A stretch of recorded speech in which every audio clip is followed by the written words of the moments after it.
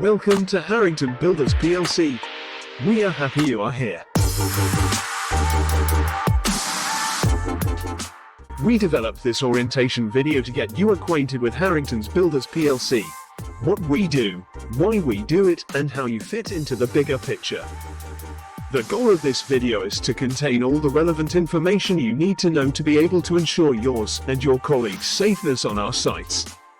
This is probably your first day on this particular site, so your main priority is to be a sponge and soak up all the information coming your way. We are committed to preventing accidents on site. Nothing we do is more important than ensuring the health, safety, and well-being of personnel on site. A constant focus on health and safety is the only way to ensure we all go home at the end of the day in the same way we've started it. This short video will show you what we need from you while you're on our site.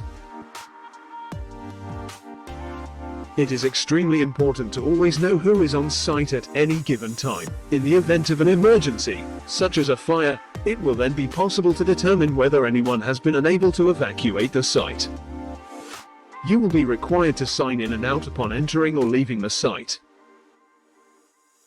Egress routes need to be clearly marked out, well lit, unobstructed and well maintained if they are to allow personnel and other on-site to exit quickly in the event of an emergency. For these reasons, you should never lay down or store tools, equipment, or other items on routes of egress. Make sure you are familiar with the egress route from your work area and from the site, so that you can quickly and safely exit the workplace in the event of an emergency. Your appointed fire marshals and your fire assembly point will be announced to you on your first day on site. If you discover a fire, raise the alarm. If the fire is small enough and you might be able to extinguish it, you may do so, only if it is safe for you to do so. If you hear the fire alarm, leave as quickly as possible by the designated emergency route. All emergency exits, fire alarm call points, fire extinguisher locations will be indicated by signs within the site. First aid personnel will be appointed on your site to assist in dealing with accidents and emergencies which may occur at the workplace. During your specific site induction process, you will be made aware of the procedures to be followed in the event of illness or injury at work, including the names and way of contacting your appointed first aiders and locations of first aid kits. When working on a construction site, you must have access to toilets and facilities for washing, changing, eating and rest.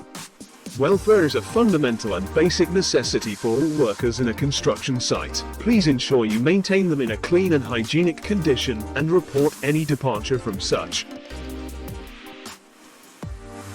There are many potential hazards on a construction site, and personal protective equipment is one of your most important line of defense. Different types of work require different types of PPE which you wouldn't use on a normal basis. For example, Wellington boots and disposable overalls for works involving concrete pouring. Earplugs or ear muffs as hearing protection when working with noisy equipment such as petrol saws, jackhammers and other tools that can damage your hearing. FFP3 masks are meant to protect you from inhaling small dust particle when undertaking dust-emitting works. As part of the daily briefings process, you will be notified by your site supervisor about the task-specific PPE requirement that you might encounter across your work activities.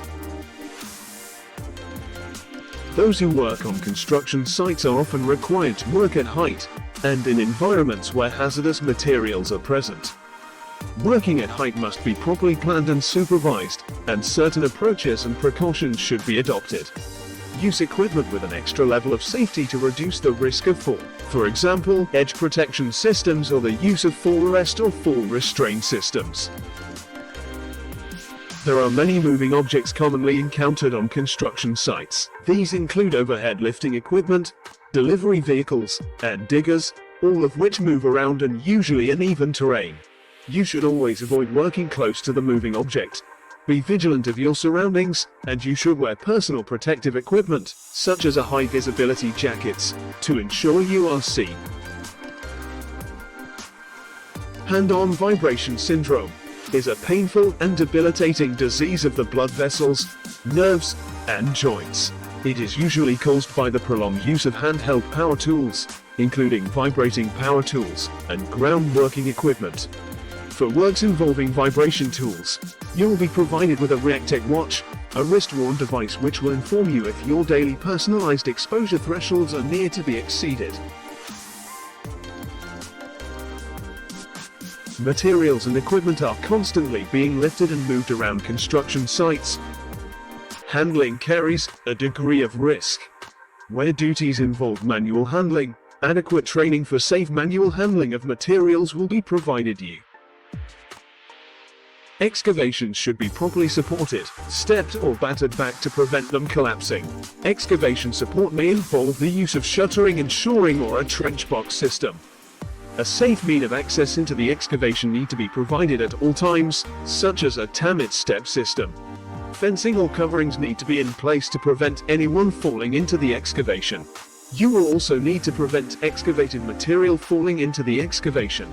It is your duty to report to your site supervisor if anything related to working in or around an excavation might pose a risk to your health or to anyone around you. When materials that contain asbestos are disturbed or damaged, these fibers are released into the air. Inhaling these fibers can cause fatal and serious diseases such as lung cancer or asbestosis. On discovery or disturbance of potential asbestos-containing materials, or any other suspicious material, you need to stop work immediately.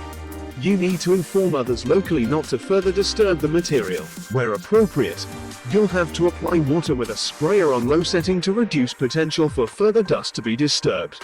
You need to seal and cordon off the area and post appropriate warning signage. Inform the senior person on site who will assess the situation and call for advice and assistance where appropriate. Do not return to task until the area is given the all clear and you are instructed to do so. If you are digging or disturbing the earth, you should take extra care to avoid damaging underground services. Damage to underground electrical cables can cause fatal or severe injury, and you must take precautions to avoid danger.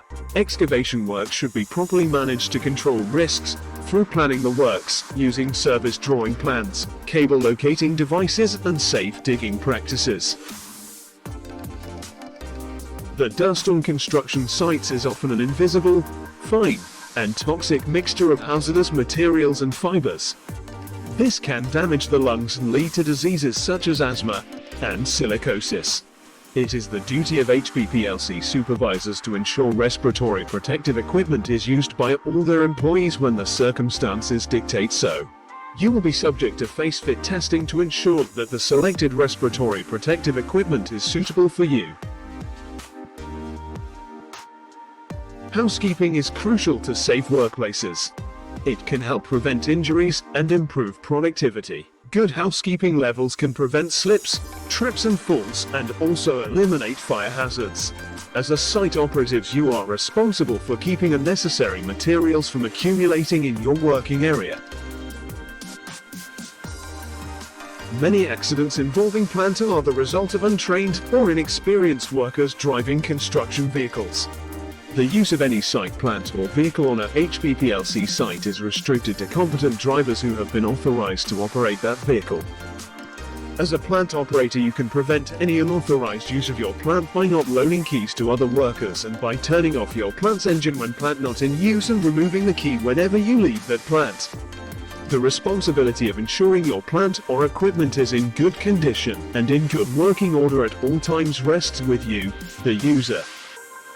You are expected to examine your plant or equipment before use and withdraw defective equipment from service if defects are identified.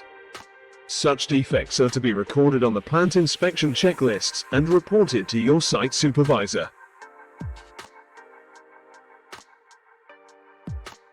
The aim of the near-miss reporting and subsequent reports is to spot trends and prevent future accidents. So if, for example, a chain breaks while lifting a load, a tripod is knocked over by a reversing vehicle, or an item of plant fails and this could have caused an injury, then please speak up.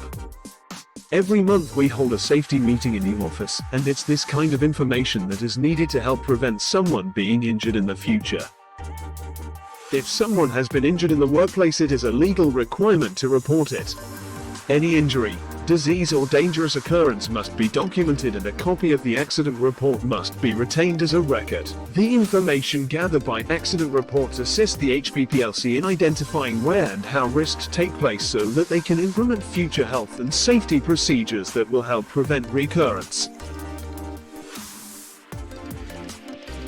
CSCS, CPCS, or other affiliation schemes cards provide proof that individuals working on HBPLC construction sites have the appropriate training and qualifications to conduct their job safely on site. Ensuring that you are appropriately qualified plays a big part in improving standards and safety on HBPLC construction sites. Your CSCS or CPCS cards must be in date, reflecting the type of work you do and checked and recorded by your site supervisor. Construction sites where site operatives are involved in taking decisions about health and safety are safer and healthier. You can always freely raise any health and safety concerns that you might have related to your works to your site supervisor or to your site safety advisor. Collaboration with your site supervisor or your site safety advisor helps all to manage health and safety in a practical way by ensuring workplace risks are easily identified and ensuring that health and safety controls are practical and effective.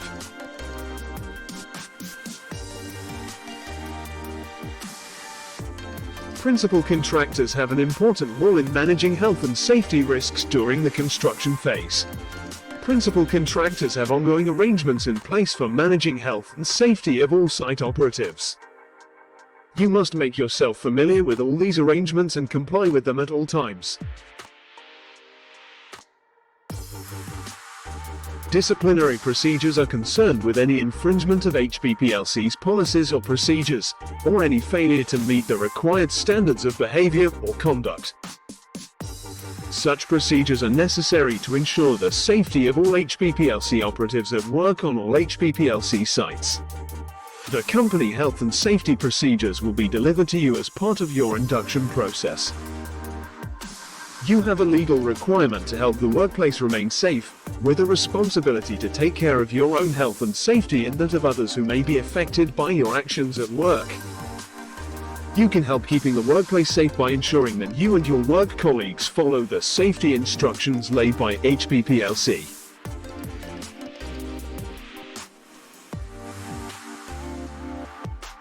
Again, thank you for joining the team on this particular site. For any health and safety aspect of your work that needs clarifying, please ensure you request the support of your site supervisor or your site health and safety advisor.